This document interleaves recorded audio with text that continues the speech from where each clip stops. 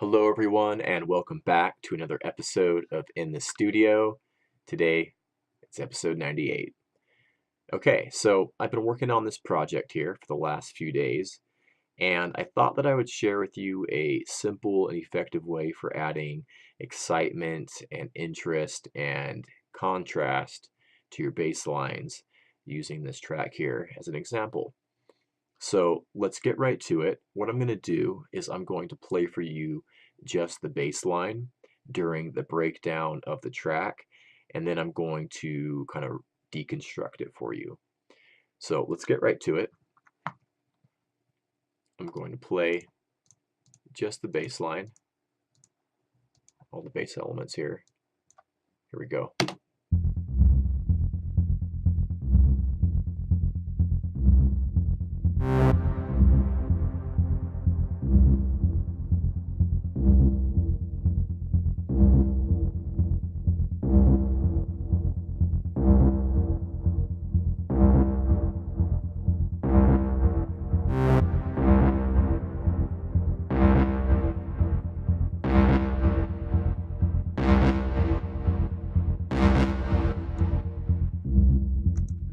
Okay, so let's go through this one by one.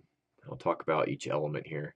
This deep bass here is kind of the main bass line, kind of gives it the groove, and all this is a simple 16th note pattern. So originally I just had it straight 16th notes, but to give it some interest, what I did is I took out a couple notes from each bar, a couple 16th notes, and I designed a little pluck to fit in there. I made this in Native Instruments Monarch, which is a mini Moog emulation. And so this first bass here, that one's filtered down really low. This one, I'm allowing the high frequencies to come through. I'm automating the filter to open up over time, and also I put a lot of reverb on that bass plug as well, just to help build the tension in the track. But it's a nice contrast to this just deep kind of rolling groovy bass line. Let's listen to this one here. I'm going to turn the automation on so we can hear. So that's what the you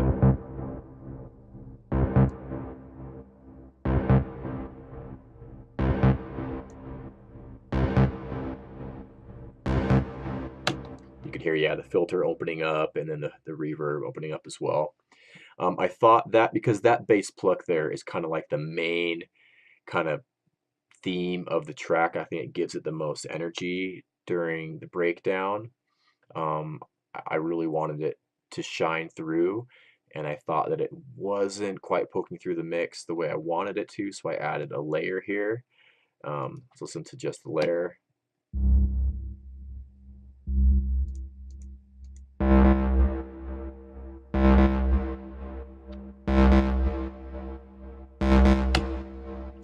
I thought it suited that first bass pluck because it had a little bit more high, more top end to it, and it just kind of sat well with the bass pluck. So let's hear them both together now.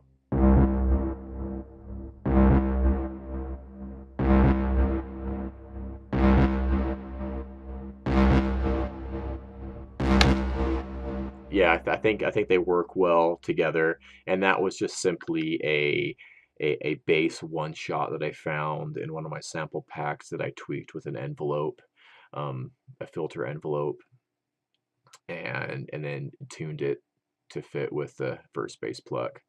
And then yeah, those are running through the same track, so they're both being filtered and run through the same reverb, which again just gives a really nice contrast to that first rolling bass line. And then I just have this bass sweep here, which just happens every so often just to give another kind of layer of interest throughout the track. And again, I just kind of took out a couple notes to make a room for that here. So yeah, that is the bass line. Very simple, really, but I think that it works well on this track. And so my point is here, a simple way to create interest to your bass lines is, replace a few of the notes perhaps with a different sound, or, you know, bounce out a note or the whole thing and reprocess, a couple pieces of the bass line differently.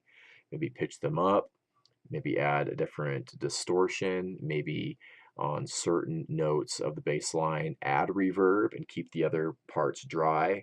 That contrast is what's going to create interesting bass lines.